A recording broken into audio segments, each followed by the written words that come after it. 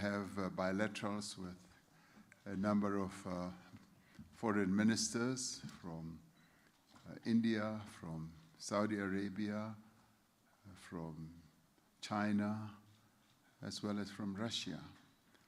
And we had very good bilateral discussions, and all of them expressed a great deal of support for South Africa's hosting of the G20, and they want to be as supportive as they possibly can, and have also embraced our priorities, which they are in great support of. And that was heartening to hear all these important, and all countries are important, no doubt. And also I met the Foreign Secretary of the UK. So that was also a very good exchange, and we discussed a variety of issues, both global and national, between ourselves and those countries. So I'm rather pleased that I have had the occasion to be at this Foreign Ministers Summit and to have a very good exchange with them. South Africa, as I said, we are truly honored to have this moment and opportunity to head the G20. And we are also very pleased to be in a troika with Brazil and the United States, as we have taken over from Brazil and will execute our responsibilities during the course of the year. As you know, there will be more than 100 meetings that will be taking place through the length and the breadth of South Africa, and culminating with the Leaders' Summit, which will be held here in Johannesburg.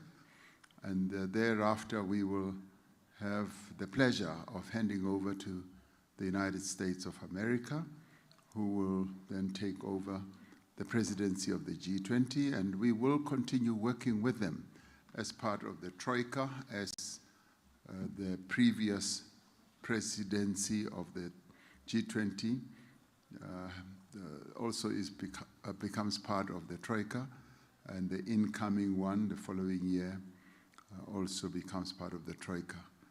So we look forward to good cooperation and good interchange amongst all of us, and I do believe that the priorities and the themes that we have set out are clearly achievable, and already we're getting a good sense that there will be thoroughgoing discussions through a number of, if you like, sub-themes and various forums that will touch on various aspects of the priorities that we have set out through our various government ministries, as well as private sector, as well as social communities, organizations.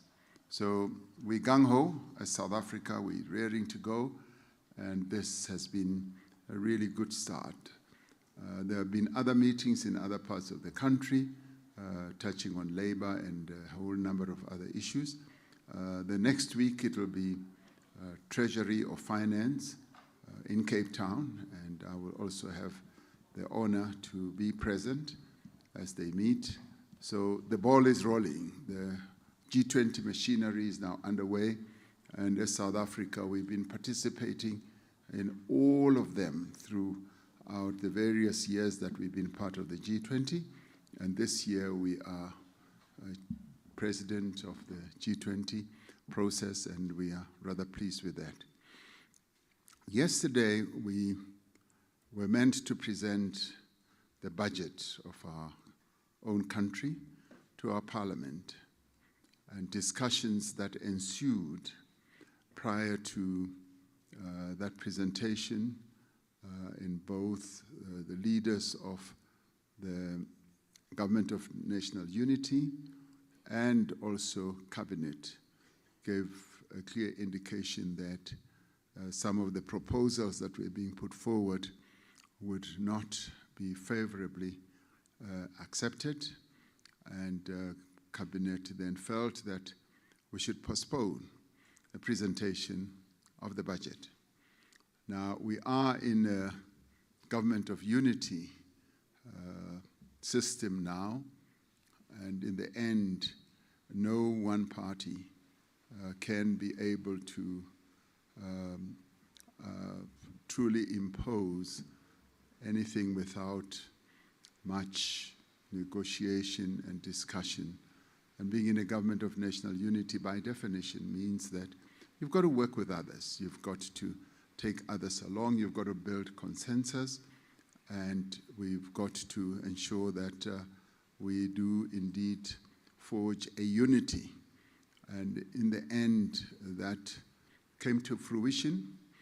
And that, in many ways, should not be seen as a crisis.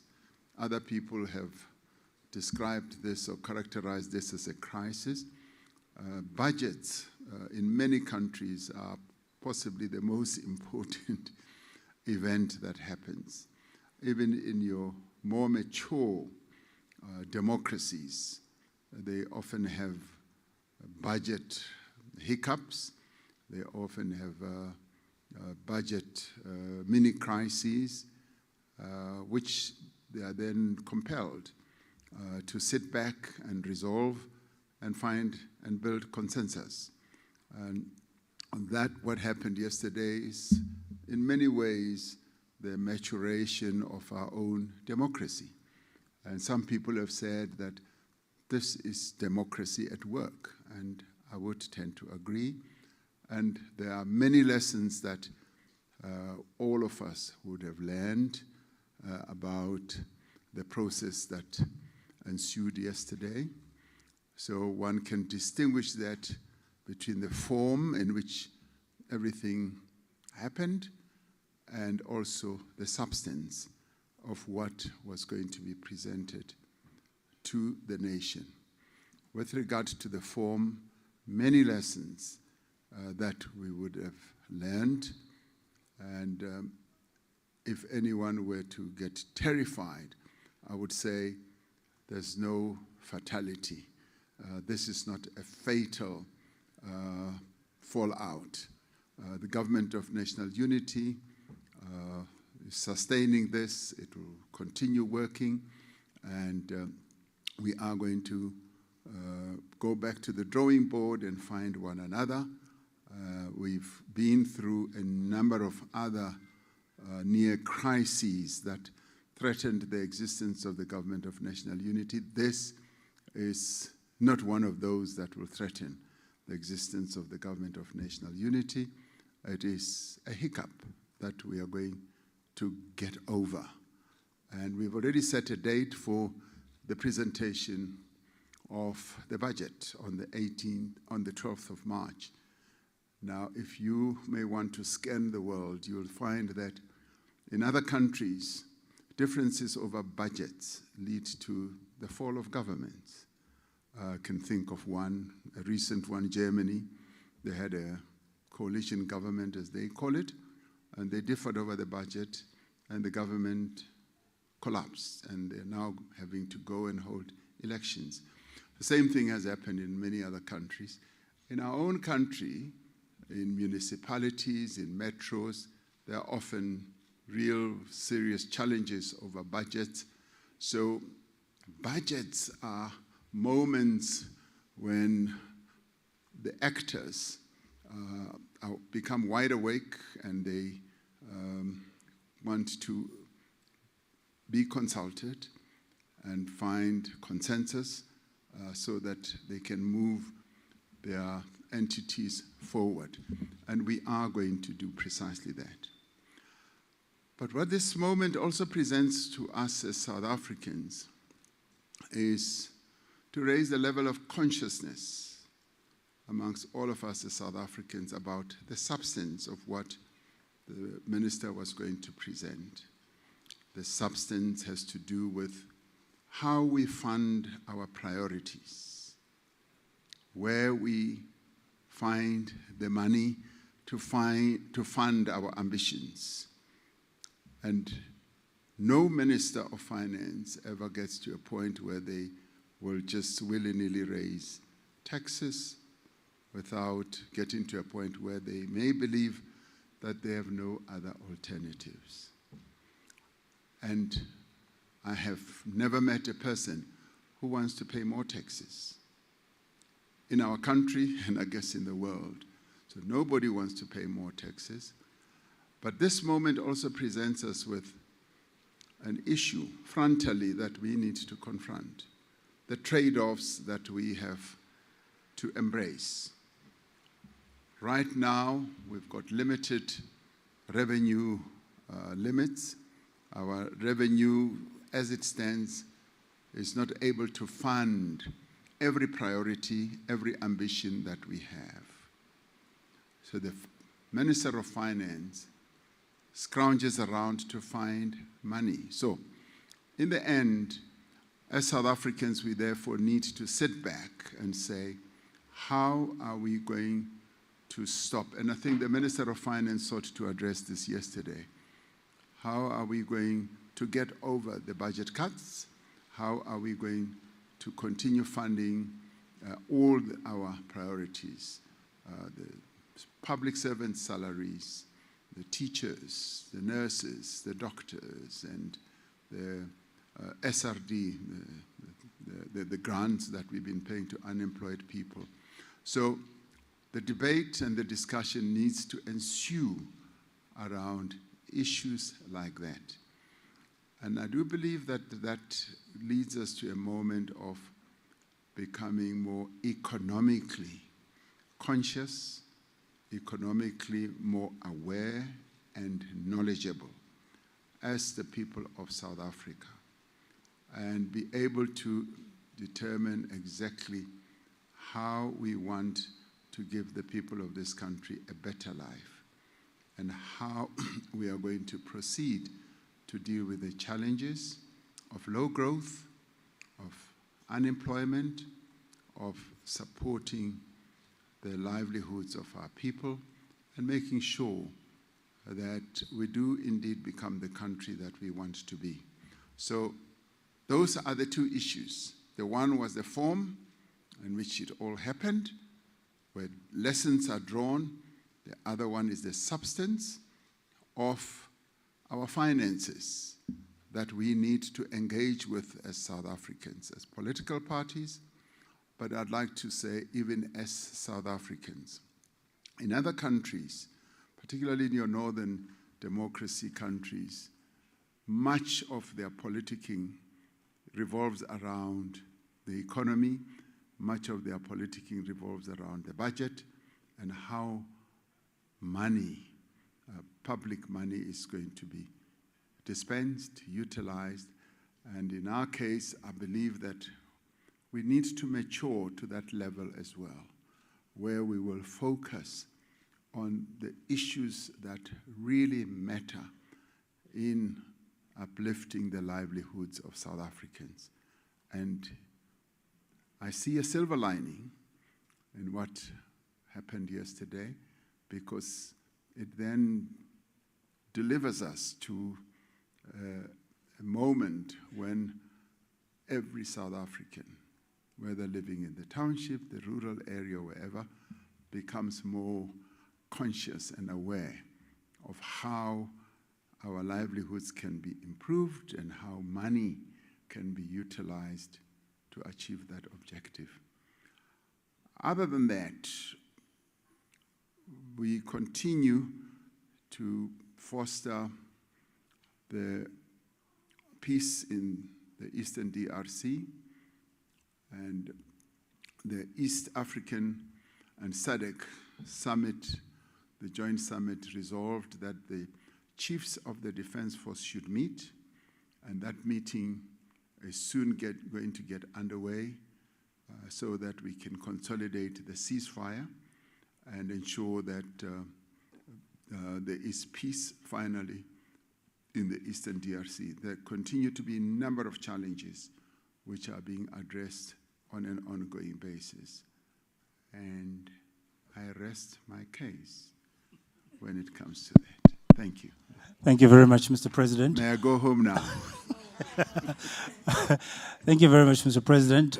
What we often do as a practice when we have Q&A sessions, we honor the seniors, or rather the seasoned individuals in the newsroom. So we'll start with Mike, and then we'll come to Sophie. Mike?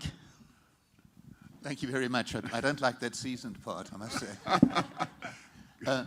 Mr. President, one of the issues in the G20 now and in the past has been divisions over support for Palestine and support for Israel. Yeah. To what extent is this a threat to the unity of the G20? Do I take one question after? Yes.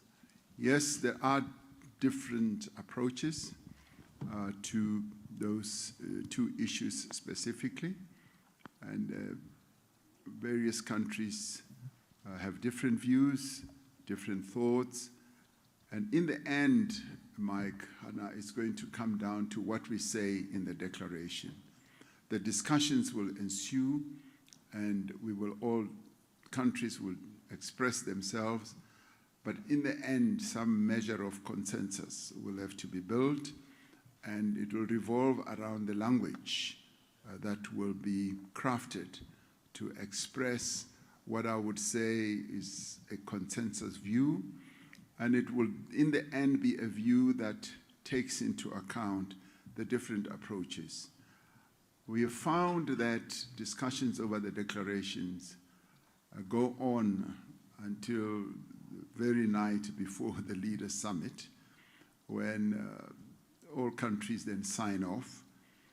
Last year in Brazil, we were able to finally get to a point where countries that did not fully agree with what was a general consensus did stand out and say that they do not agree with this position, and they stated their view, and that was accepted. But their disagreement in the end did not lead to the adoption of the declaration. And I did think that that was a very good precedent and a very good precursor of what South Africa's G20 presidency would be. So I do expect that views in the end around those two issues will coalesce, and as they coalesce, proper language will be crafted, and once crafted, those who may feel strongly still that they do not buy into what is emerging as a consensus will state their positions, but that would then enable us to move forward with whatever declaration that will have been crafted. Thank you. Sophie? Thank you so much, Sophie Mkwena from the South African Broadcasting Corporation. Mr. President, the United States of America is the second largest trading partner of South Africa. And the current tension that's playing itself out there in the public domain, and with the U.S. Secretary of State not attending this summit. Yes, the U.S. is represented by the official from the embassy. How far are you in trying to reach out to President Trump directly, not with envoys, to try and iron out this? We saw him engaging President Vladimir Putin of the Russian Federation on a burning issue of Ukraine. When are you going to do that, or how do you hope to manage this? And finally, you spoke about peace and security when you were addressing ministers. You just touched on the DRC.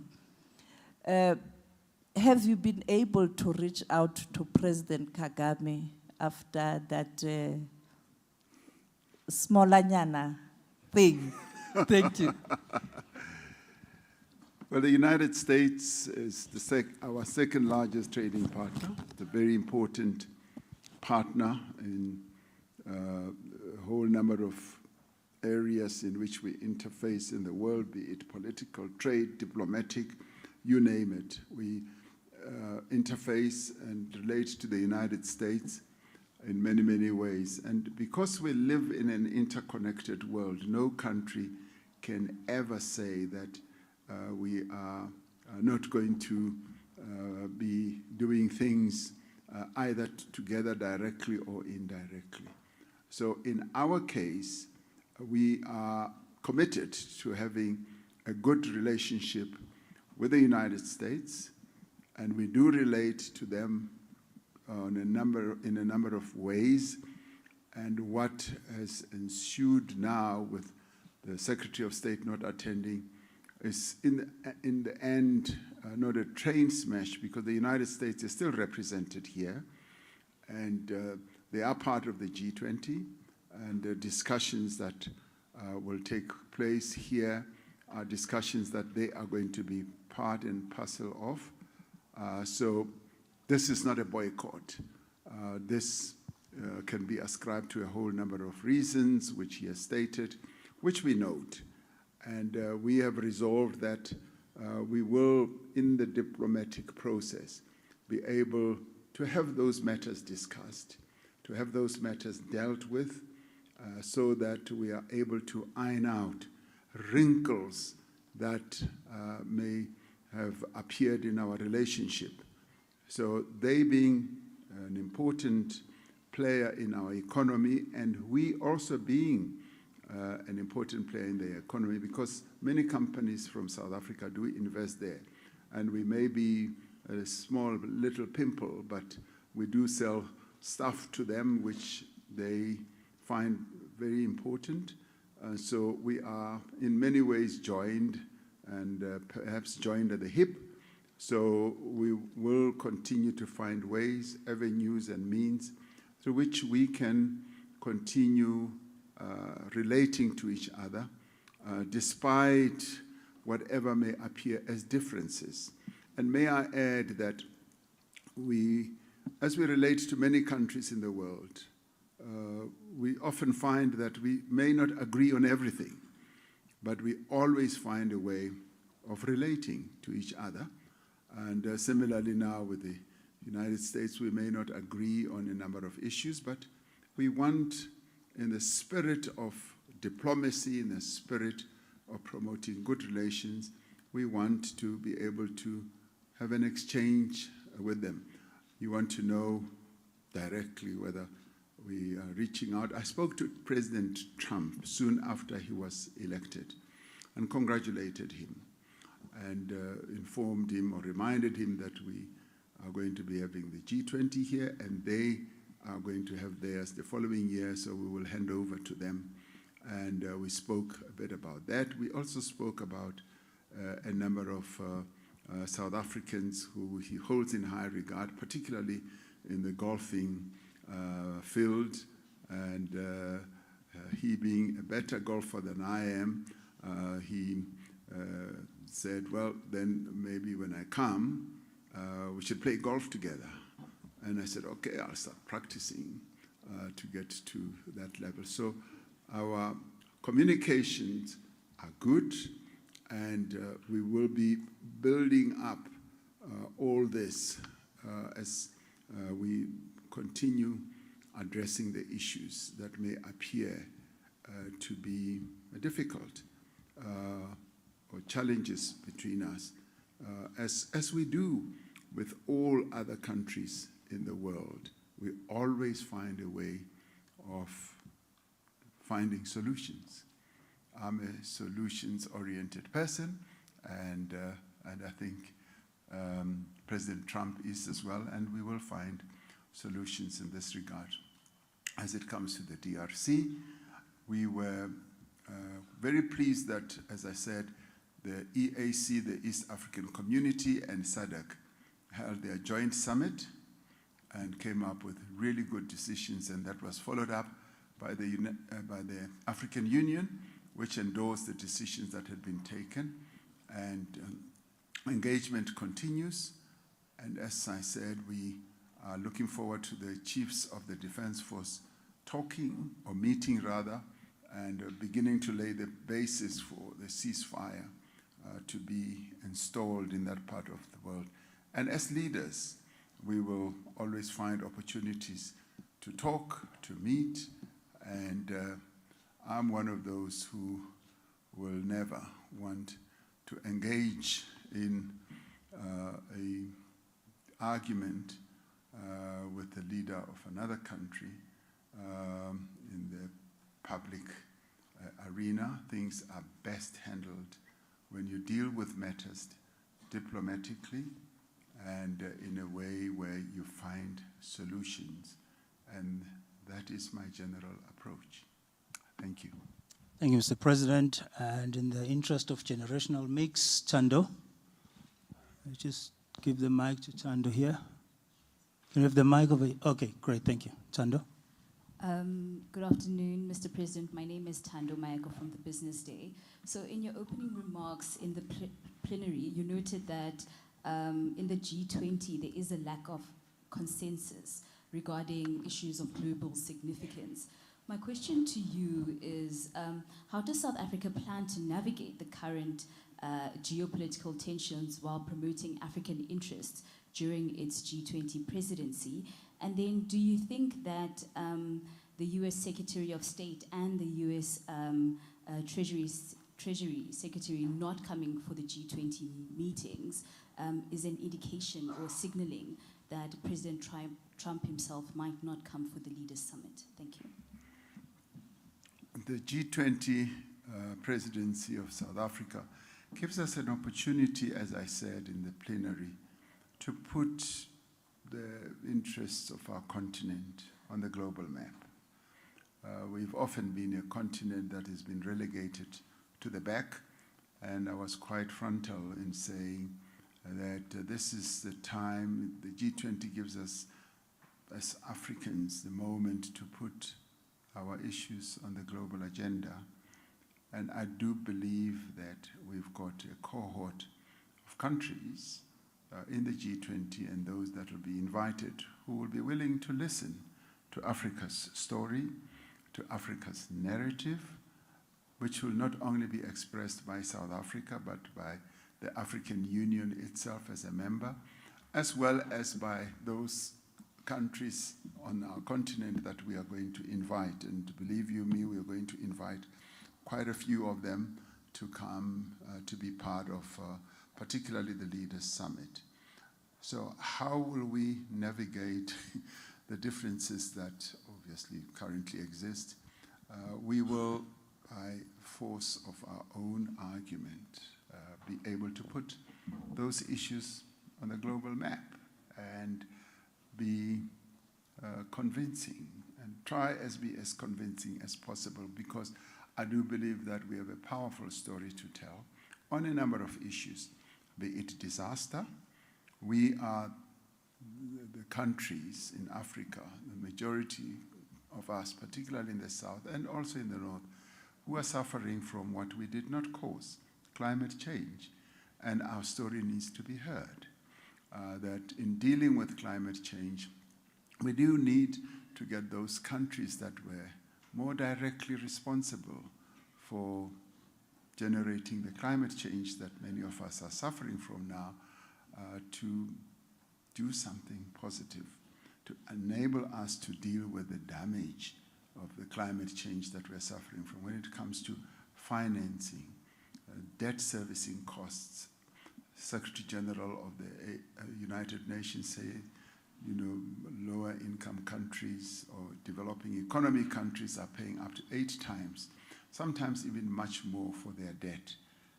We do need that story to be put on the global agenda so that something must be done. And similarly, when it comes to having to deal with financing recovery following disasters. And we want the issue of equality to be addressed, because we live in a very unequal world, not only within countries, but also at a global level.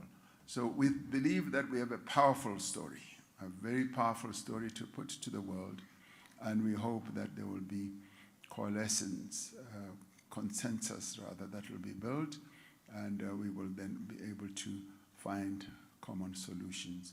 And we are hoping and do believe as South Africa that we've got a really good, potent story to put forward to the world. Your second question was about... Oh, yes.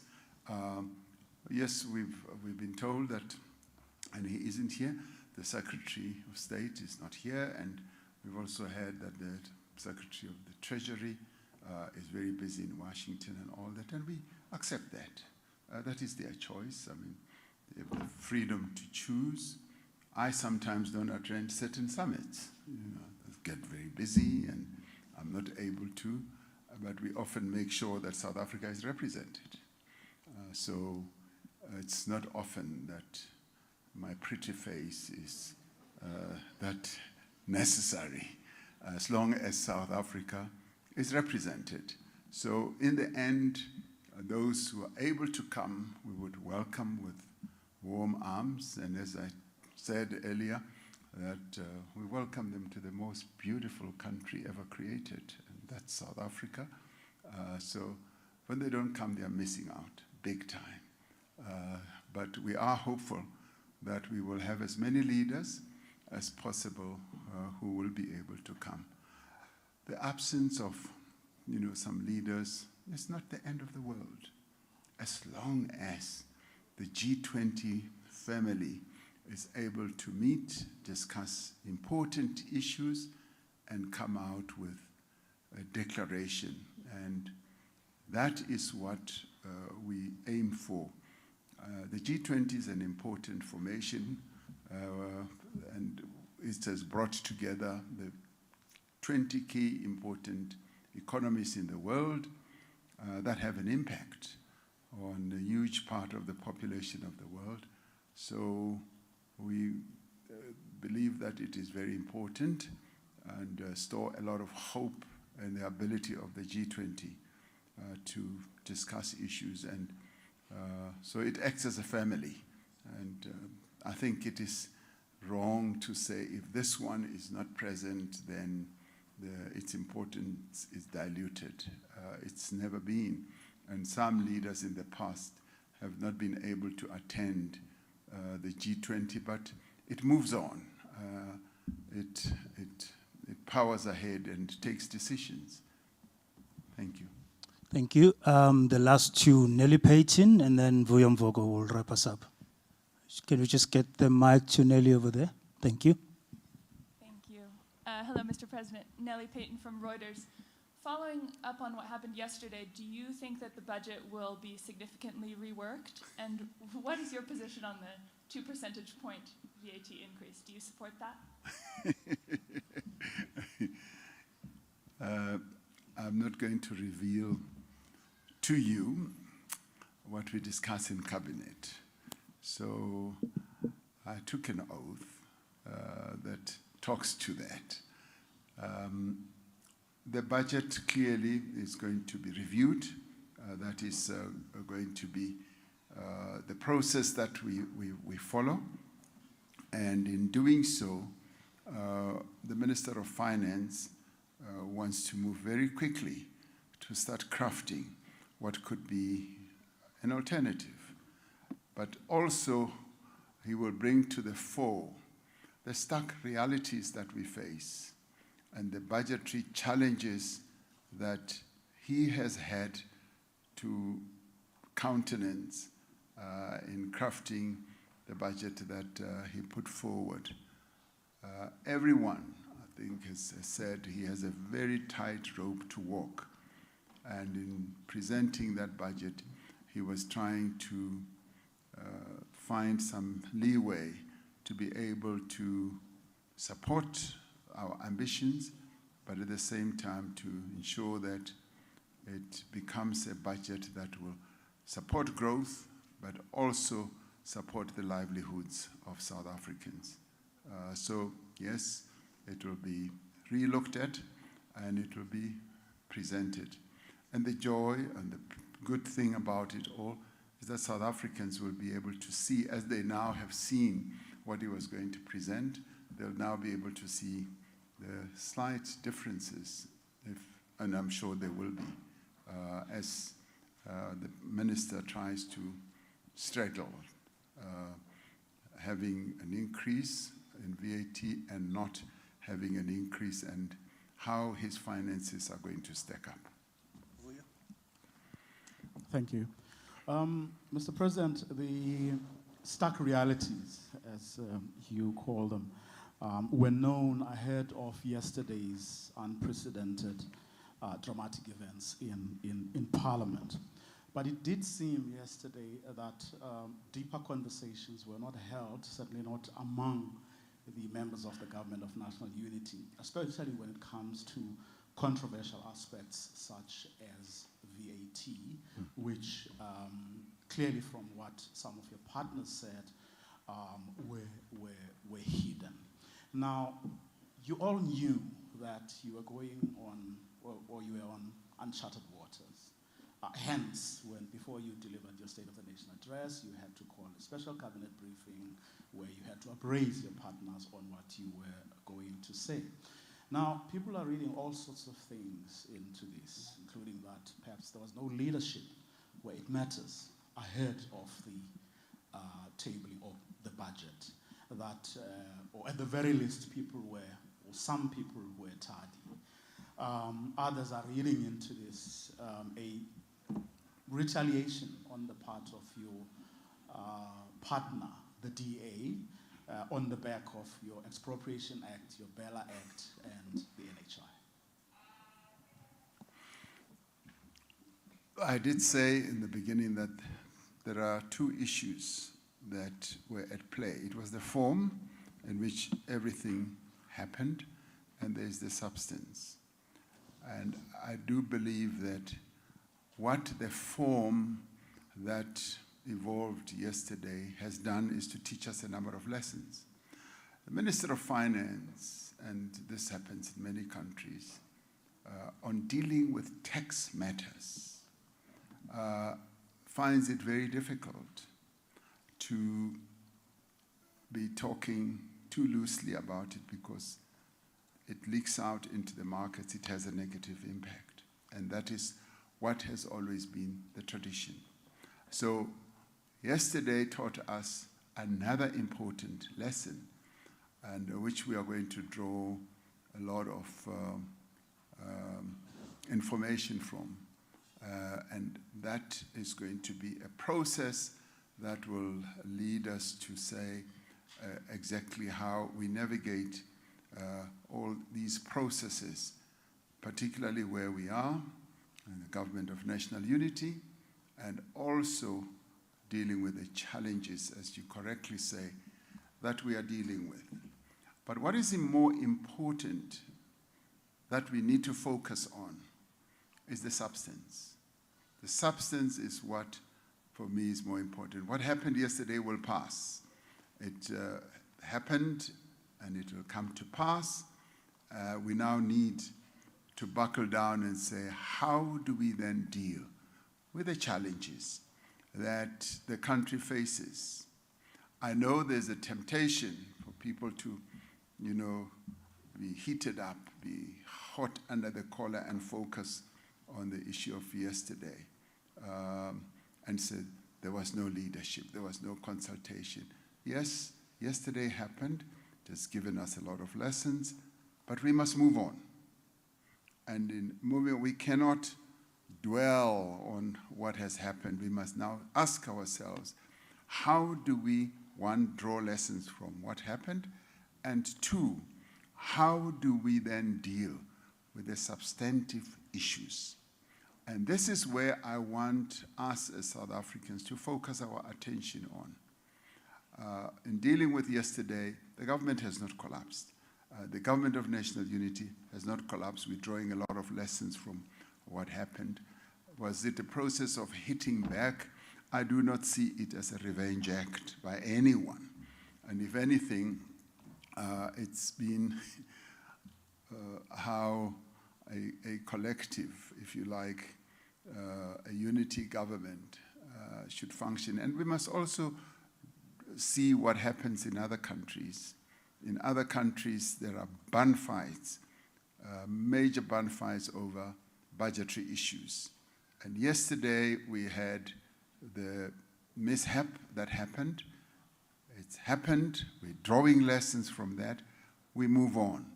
And the direction I want us to move on in is to say, how do we then deal with the substantive issues of funding our ambitions and we've got great ambitions, and having to countenance the fact that we've got limited resources. How do we fund those? And quite often when you have to fund your ambitions, it's either you tax or you borrow. And that's how governments draw resources from their own taxation processes, or they go and borrow. And in doing so, you then have to deal with all the other ramifications that have to do with the two. So the issue that came up was the concern about the ramifications of, or the consequences of having an increase in VAT. We therefore need to pause and say, how do we then move forward in dealing with the substantive issues? So this is what I want South Africans to now do.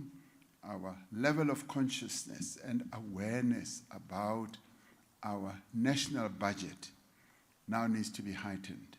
What this will also help with is that we will now also begin to focus not only on the national budget, but also on the provincial budgets. And also focus on how money is used, what is deployed for, and even go further and look at our local government budgets. So I do believe that this is an important moment, and I see a bit of a silver lining with all this, that our economic maturity and consciousness will be heightened as South Africans. Thank you. Thank you very much, Mr. President. Colleagues, that concludes our session. Mr. President, you may take leave of us. Thank you. Oh, you want me to go home? And Okay. thank you very much. Thank you, guys.